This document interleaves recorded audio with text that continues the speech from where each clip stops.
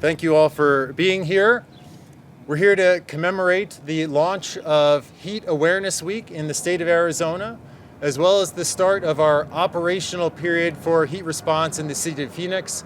In fact, we're already 6 days in to our operational heat period. My name is Dave Hondula. I'm the director of the city's Office of Heat Response and Mitigation, and it's a pleasure to be here with you today as one of many teams at the city that are supporting this critical mission. We've been learning, like cities all across the country, that effective heat response demands contributions from departments that have a really wide range of resources and expertise. And the leadership of our mayor and city council have brought that swift and substantive change here in the city of Phoenix. It is unbelievable the trajectory of change that we've been on in how we approach this critical mission. A little bit about our procedure for this morning. We're going to hear from two of our elected leaders in the city, and then we'll have ample time for one-on-one interviews, both with city staff and many of our external partners who are here. Thank you all for coming. I will also invite you to see the facility that we're in front of today.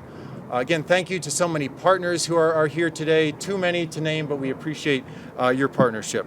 With that, it is my great honor to introduce one of our outstanding national and international leaders on helping cities and communities cope with extreme heat, Mayor Gallego. Please join me in welcoming her.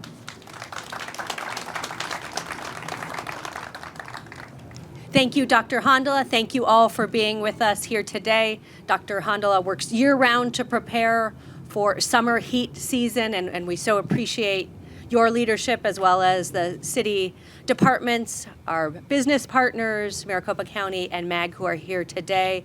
I'm glad to be here with Councilwoman Ana Hernandez, who represents this area, as well as city leaders, including Fire Chief Duran and Police Chief Orender. We have the broad group of city leaders here together because this is a top priority for us. We plan year-round for summer heat, and we're here today to share some updates with you about what we're planning for this summer, as well as some data from last summer. Summer heat season has already begun in Arizona and in Phoenix. Phoenix residents know our summer heat well, but the season is becoming increasingly severe, especially for our neighbors who are unsheltered, those who work outdoors, or those with health conditions. The number of people we lose to heat every year is too high. Each life lost is a tragedy, especially because it is likely preventable. Year over year, Phoenix has doubled down to improve resources and services to keep our residents, especially our most vulnerable, safe during our summer months. Last year, for the first time in a decade, we saw a break in the trend of increasing heat deaths. While it goes without saying that the number of deaths is still far too high, this bend in the curve didn't happen by accident. So many of the professionals who are here today worked so hard to make it possible. Last summer, we targeted areas with the highest heat-related emergency calls to place our extended hour cooling centers and our first 24-hour cooling center. We saw a 20% reduction in heat-related calls last summer. That happened during a time of record-breaking heat, 113 days above 100. 70 days above 110. The centers were staffed with on-the-ground support teams that helped connect residents with resources and community services to address homelessness, substance use, or housing instability. Thanks to wraparound services, we saw 900 people placed into housing. We're lucky to have a significant network of cooling and hydration centers citywide. There are 100 total citywide seats, including faith-based organizations, nonprofits, and other publicly accessible buildings. While all of our libraries serve as heat relief sites during the day, Cholla, Harmon, and Yucca libraries will offer extended services until 10 p.m. This includes library services that our residents can enjoy. So we'll have extended heat relief and the benefit for the community that you can go and visit the library. If you have an emergency school assignment or other need, just want to get outside your house. I want to continue to reiterate the importance of increased heat relief resources across the valley. We're so thankful to every community and faith organization, business that steps up, as well as our wonderful nonprofit partners. This summer, the city of Chandler is investing more than ever in heat relief, including a 24-hour investment at certain times of high need. We're so thankful to see that in the East Valley, and I'm hopeful soon we'll see one in the West Valley as well. I want to emphasize the amount of resources that are required to operate 24-hour heat relief centers with wraparound support. We will have 24-hour services here. This is a major investment for the city. It is not just the building, but increased staffing, safety, and custodial services. Our summers continue to intensify. Though we do more and more outreach every year, our demands are also increasing. All across Arizona, we have to treat extreme heat with urgency and an all-hands-on-deck approach, just like other states and communities have to address tornadoes, blizzards, hurricanes, and flooding. The City of Phoenix will continue to step up and forge new solutions. This is a public health issue, and while we do not have a public health authority at the city level, we continue to make this a priority. Thank you to the cross-departmental team who cares so deeply about keeping our residents safe and is working hard to reach each residents where they are with creative resources and services.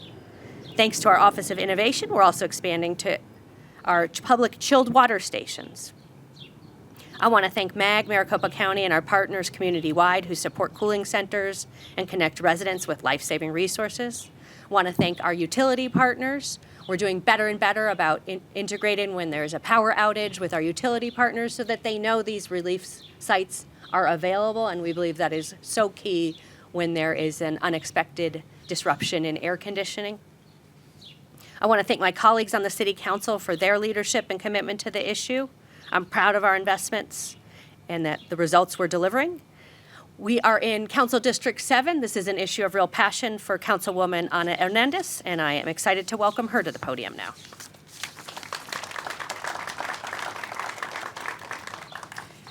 Good morning, everybody, and thank you so much, Mayor Gallego. I know that the climate and energy is something that you are super passionate about, so I'm actually really excited to work hand in hand with the mayor and with the rest of our council on making sure that we are delivering really good heat relief solutions to not just the residents of District 7, but the entire city.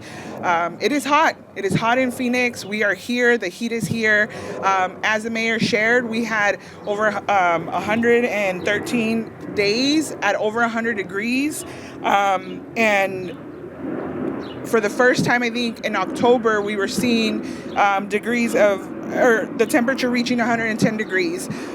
We were out there every day in this heat, and it's tough, right? It's tough, and the residents need and have been asking for more services, extended hours. So I'm super excited that we will have this respite center in District 7 running 24/7 for our folks to access. It's really accessible, right? Like, we are in a really good location where it's accessible through public transportation. And so I encourage all of you to share with your friends, families, and others that this respite center is here, that they can tap into these resources. And we're going to continue pushing for more. To me, it is really important that hand in hand with working with heat, we are also working towards housing solutions for our most vulnerable communities. So I am excited to continue to working on housing solutions to eventually permanently get folks out of the heat, and working with all of the partners, the city staff, all of our partners on the outside to really ensure that we are bringing all the resources we can to take care of our people and make sure that we are saving as many lives as possible. So thank you so much for allowing me to be here, and excited for the work ahead. Thank you. Thank you, Councilwoman, and thank you, Mayor. Just a couple of notes as we wrap up. As the Mayor alluded to, significant resources are required to operate programs and facilities like this one. And we want to especially thank Maricopa County for providing funding. That's a key part of our heat relief portfolio this year. Thank you so much to the county, not just for the funding support, but for the collaborative and strategic partnership.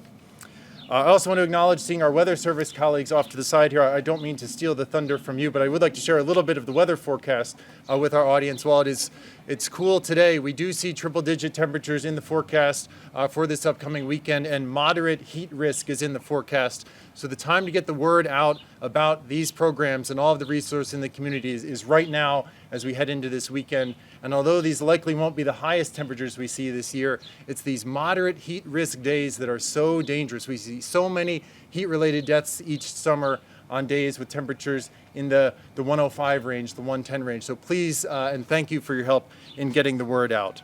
And to wrap up, Mayor and Councilwoman, as you're speaking, I was reminded of a quote that appeared in the magazine Scientific American a few years ago. And this article was describing how cities were changing what they were doing for heat. And the quote said, the problem with managing heat is that it's everyone's concern, but no one's responsibility.